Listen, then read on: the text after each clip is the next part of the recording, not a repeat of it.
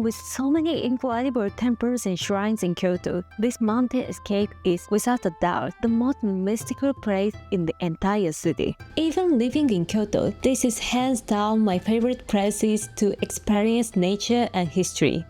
In this video, I'm giving you the ultimate complete guide to Kifune Shrine, from the best route and dining options to local tips you won't find in any other video. To start, let's talk a bit about the history and cultural background so you can understand why this place is so special. We don't know the exact year it was founded, but it's said to have existed over 1,600 years ago, making it an incredibly old shrine. This history is one of the main reasons it's worth visiting. But even though it's ancient, it's still beautiful and has so much to see.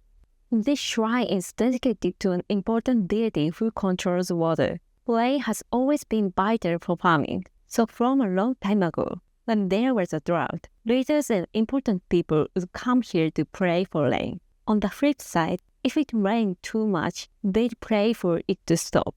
Even today, people from water-related businesses and those who want protection from the water deity still come here to pray. Most tourists, especially international travelers, only visit the main shrine near the entrance and then head home. Honestly, that's such a waste. Kifune Shrine consists of 3 shrines spaced out along the valley. The traditional way to worship is to visit them in specific order. Hongu, the main shrine, then Okumiya, the rear shrine, and finally Yui no Yashiro, the intermediate shrine. They are all within walking distance, so you can think of it as an adventure through the beautiful green forest. Next, let's go over some basic travel information for getting to Kifune Shrine. If you are coming from central Kyoto, the most reliable and comfortable way is a combination of train and bus. First, take the Keihan line to the last stop, Demachiyanagi Station. From there, transfer to the Eizan Railway Kurama line and get off at Kifuneguchi Station. This train ride takes about 30 minutes. From Kifuneguchi Station, you take a Kyoto bus to the Kifune bus stop, which takes about 5 minutes. Here's a local tip: the bus gets extremely crowded during peak seasons, and it can be tough to get on. The distance from the station to the shrine is about 2 kilometers, about 1.2 miles, up a gentle slope, which takes about 25 to 30 minutes on foot. Walking along the river is actually really nice. So if you have the energy, I recommend it. But if you're planning to visit other spots afterward, it's safer to wait for the bus to save your energy. Also, recently there have been reports of wild bear and even Asian black bears in this area. Personally, I haven't seen a bear yet, but I've definitely seen deer. Keep in mind that these animals are wild and not used to humans, unlike a deer in Nara Park. They can be aggressive, so please don't get close to them. If you feel at all uneasy about walking the mountain pass, taking the bus is the safest option. Since you are riding the Eizan Railway anyway, you might want to combine Kifune with a few other spots for a full day itinerary. First, there's Enkoji Temple and Shisendo Temple near Ichijoji Station. At Enkoji, they are famous for the Jugyu no Niwa garden, which you can view from the tatami mats inside using the temple piers like a picture frame. You can also spot some cute tiny Jesus statue nestled in the moss. Shisendo is a beer where a literary figure used to live in retirement. It's a very peaceful spot where you can hear the relaxing sound of the shishiodoshi echoing in the silence. Since Ichijoji is Kyoto's top ramen area, you should definitely grab a bowl of local ramen on your way back. Next, right by Demachiyanagi Station, you'll find Shimogami Shrine and its surrounding forest Tadasunomori, which is a UNESCO World Heritage Site. Interestingly, Shimogami Shrine is dedicated to the same water deity as Kifune Shrine. Kifune represents the headwaters of Kamo River, while Shimogamo represents the downstream area, making it a beautiful connection. After visiting, you can enjoy shaved ice or Japanese sweet at Saruya, a shop inside the shrine run by a historic confectionery maker, or stop by Mitara's chair to try the original Mitara's dango, sweet soy-glazed cured dumplings, where it was born. Finally, there is Shugakuin Imperial Beer. It requires booking in advance, but it allows a small group to quietly view the massive, perfectly manicured Imperial Gardens. By the way, there is a famous hiking trail from Kuramadera Temple to Kifune over the mountain, but you don't have to do this hike. If your schedule is tight or you want to save your legs, simply taking the train and bus to Kifune and back is totally fine. If you are visiting Kyoto during summer, the Kawadoko dining experience is something you absolutely cannot miss. While the dining platforms along the Kamo River in the city center are built next to the water, in Kifune, they are set up just a few inches directly above the river. Thanks to the cold flowing water and the mist, the temperature here is about 5 to 10 degrees Celsius cooler than the city center. Even without air conditioning, it feels amazingly cool. Just being surrounded by the deep green forest and listening to the river, it's a truly luxurious spiritual experience. But let's do a reality check on the budget and reservations. Most Kawadoko restaurants in Kifune are high-end spots serving authentic Kyoto kaiseki. For lunch, expect to spend around 5,000 to 15,000 yen, and for dinner, it runs about 10,000 to 25,000 yen per person. If you want a proper meal during the summer, booking in advance is a must. Since many of these places only take reservations by phone, if you are worried about the language barrier, I recommend asking your hotel front desk or concierge to call for you. By the way, while most places serve traditional Japanese food, a few spots offer Wagyu beef courses, so you still have options if you aren't a fan of raw fish or traditional kaiseki. If a high-end kaiseki meal is out of your budget, but you still want to experience the Kawadoko atmosphere, there are two casual ways to do it. First is the Nagashi Somen at Hirobun. This is the only place in Kifune where you can try flowing somen noodles right on the river platforms. It costs 2,000 yen per person, cash only. It's the most affordable way to experience Kawadoko, but they don't take any reservations.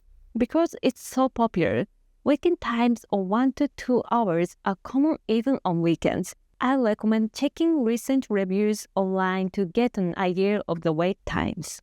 Also, if it rains or the river level rises, they will close immediately, so make sure you have a backup plan just in case. Second is Hyoue Cafe. This is a cafe run by the historic kaiseki restaurant Hyoue. To use the river platforms, you pay for your drinks or sweet plus a seating fee of 550 yen per person. It's very popular since you can enjoy the cool river breeze for the price of matcha latte. Again, no reservations allowed, and there is a 30-minute time limit when it's busy. You might wait up to an hour even on weekdays. So it's a good idea to check reviews to find the best time to go. Waiting outside in the summer can get very hot, so make sure to bring water to prevent heat stroke. Let's talk about the dress code and etiquette you need to know. Since you'll be stepping onto tatami mats built over the river, you have to take off your shoes.